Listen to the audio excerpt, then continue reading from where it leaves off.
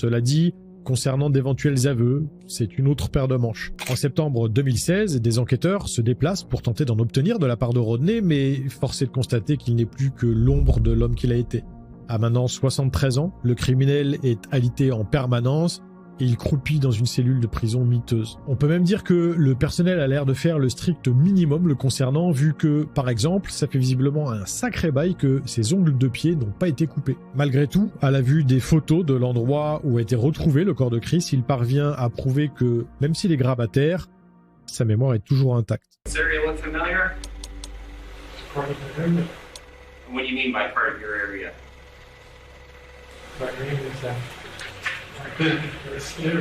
Mais c'est quand on lui montre le portrait de Chris que ses réactions deviennent franchement dérangeantes parce qu'il commence à tracer lentement les contours de sa victime présumée avec son doigt, comme s'il était en train de se replonger dans un souvenir. Talk to me about the picture.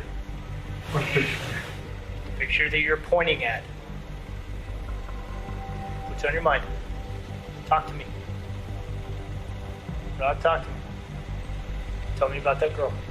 Rodney met quelques minutes à répondre, toujours plongé dans ses pensées, cette fois en tapant du doigt sur la photo. Do you know her? Yes or no? Yeah. Do you remember taking this picture?